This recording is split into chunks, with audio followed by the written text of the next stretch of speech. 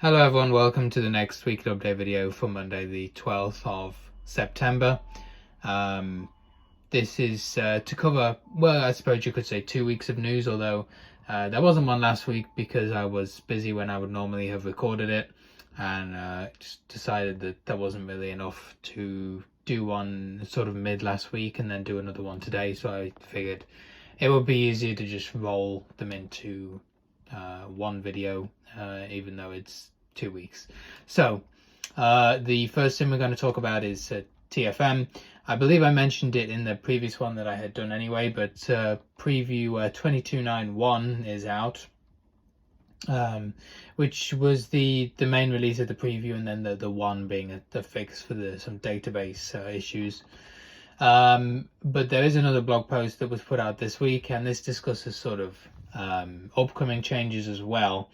The main thing is the MCP rebuild. So many of you will be familiar with the way that the MCP boxes work for speed, heading, altitude, vertical speed in the 7.3, and somewhat similar in the 777, whilst the 7.4 does not have these boxes. Well, these boxes are going to be slightly changed, and there is going to be some new elements added to them. It is worth noting that the altitude, heading, and vertical speed boxes are yet to be fully connected, but obviously they will be before a major preview release. Some of the more notable changes, so I'm not going to go over everything in these boxes because a lot of it is either self-explanatory or you will already know it from using TFM previously. But there are new keyboard shortcuts for most of these MCP boxes. If you look at the speed, for example, Alt-E will take you to the speed entry field. So there's keyboard shortcuts to get you to most of the elements, and you can view them again on the blog. I won't go through every single one because you probably want to actually read through them and take note of them somewhere. So yeah, it does have many of the same elements, but there are some new elements which will be particularly useful. One of the new buttons is the changeover button. This will transition from Mac to airspeed and vice versa, depending on what you're currently in. So if you are controlling the speed yourself and you want to switch over, then this button will allow you to do so. Of course, the CDU, if you're in FMC speed, will do this automatically. For example, on descent, like if you go to your descent page in the CDU in the PMDGs, you will be able to see the set max speed and then a set airspeed.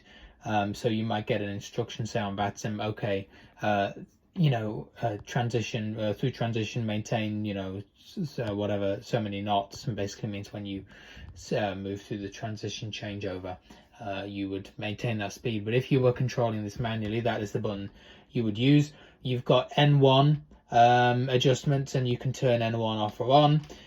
You've got the spoilers and the speed brakes,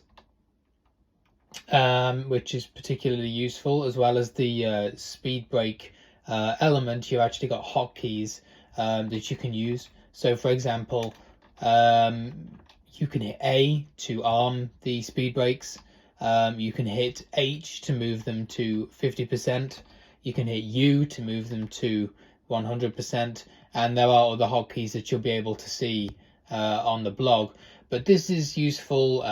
You can also, I believe, use plus and minus to incrementally adjust them.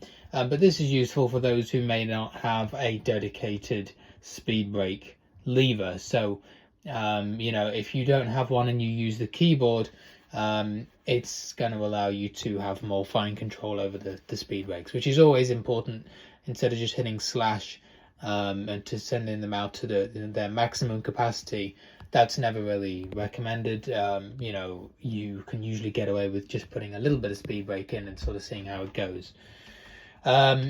You've also got the auto brakes, which you can use the numbers on your keyboard to set the position 1, 2, 3, for example, and you can hit R to set it to RTO. This is something, of course, that First Officer will do, and you can set it up in your briefing, but now you have control over this, so you can adjust it yourself to the exact position that you want it to be in, and you can, of course, double check if it's in the correct position. And you also have some other key elements that are probably new here. You can check things such as your auto throttle status, and you can also get the status of overspeed. So if you are overspeeding, you will hear the warning in the cockpit, the overspeed clacker as it's called, but you should be able to see that in here as well. I won't go through the heading and altitude and vertical speed boxes because they are generally very similar, but you can read about them on the blog. But the speed box is probably the most significant. There is continued talk here about the Navigraph support. So I think I mentioned in the previous video that TFM had sort of had a big jump forward with regard to getting Navigraph support, and that was really coming along. There is talk here of a new installer which will be included with the next preview that will be that has been changed to accommodate this upcoming Navigraph support. There is discussion of the system test panel, so you'll know that when you use First Officer and you get into the aircraft, you can have it set to do various system tests, especially if you have the aircraft starting cold and dark. Well, you'll now be able to look at these with TFM. The thing to note is that they say they're going to actually do this in a single panel because basically these are not, well, wouldn't ordinarily be grouped together. They kind of go all over the place, all over the different panels, but just for ease of access with NVDA, they'll be in a panel of their own. I believe I also discussed this in the previous week as well, but there is, continued discussion about the fact that, focus can move around between these panels at moments of need. So the comms panel is mentioned as being one that was sort of expressed, and obviously the comms panel where you can see the specific comms for the 737 instead of the generic comms panel that you would normally see in TFM. Will allow you to adjust much more than just your frequency. It'll allow you to look at your the way your mics and receivers are set up, which is particularly important for those who might have used, say, Pro ATC and vPilot. You'll know that there are situations in which you might want to adjust how your comms and receivers are picking things up. So you could, in theory, use this panel, for example, to change what you are sending through COM2 instead of just using vPilot. You could change as well which mic it's using in the aircraft. Of course, that's probably less useful for simmers because we don't have multiple mics connected up, but there you go.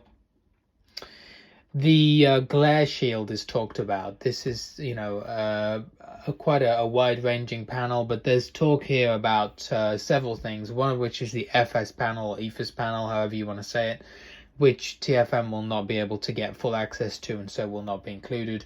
There's also some talk about the HGS, or essentially the HUD system, which can provide certain features that are obviously quite visual, such as your position relative to the runway, that TFM won't be able to model.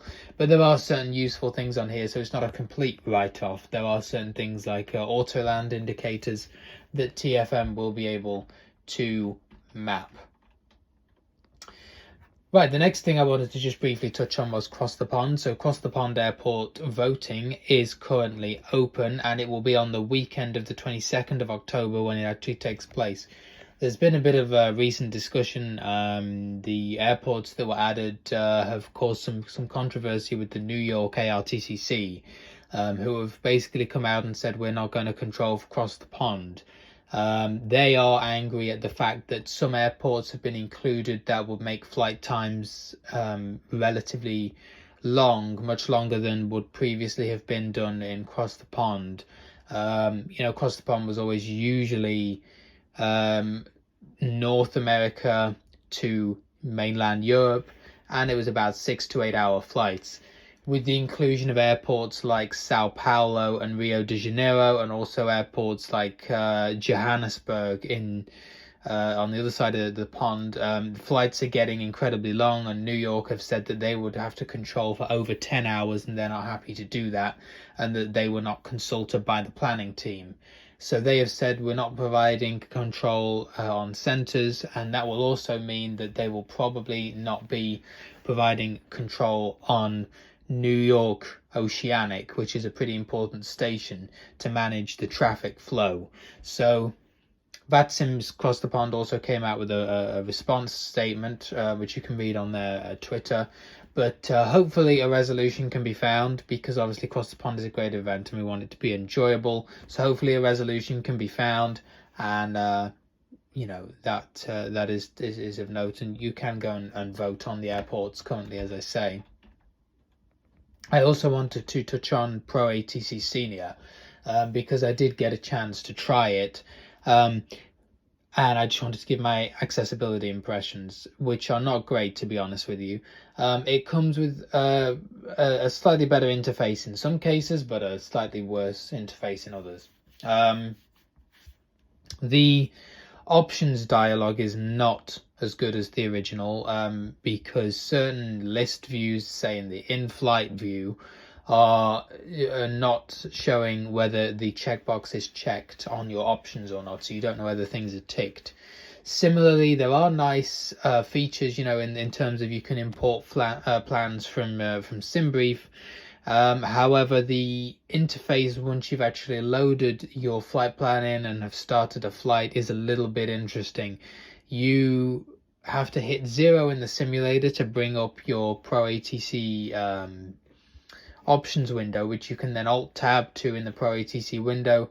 However, a lot of the stuff causes issues where, if you say going through a list view to view your departure and arrival segments, it will chuck you right back to P3D every time, and you have to tab back when you arrow down through these lists. So yeah, I wasn't too impressed. It also removed the fact that the old Pro ATC will send messages to you through SimConnect, which you can easily read with TFM /R, which I kind of liked.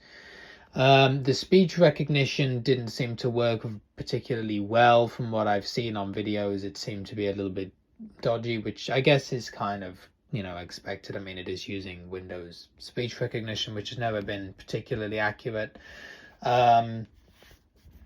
The voice sets seem to be utilized a little bit better. They did seem to use more voice sets, but ultimately, if you are wondering, should I upgrade to Senior, and you have the current original, I would say no, absolutely not. It is a rip-off. That is my personal view, and it's not necessarily a rip-off if you have Sight. There are some nice changes, and of course, if you're using Microsoft Flight Simulator, you kind of have to. But if you're a blind user using a screen reader and you already have the original, I would really say that I prefer that original in terms of accessibility, despite some of the cool features that Senior has. I don't think it's worth it. It has more accessibility bugs than cool new features. So there you go. That's my take on Pro ATC Senior, which I've since uninstalled and gone back to the original. And that's going to do it for this week, I think. So I hope you're all doing well, and we'll see you in next week's video. And really, that was it. So not too much news. I figured I'd roll it into one video. So we'll see you in the next week's video, if not in a stream before then or something like that. And thanks for watching.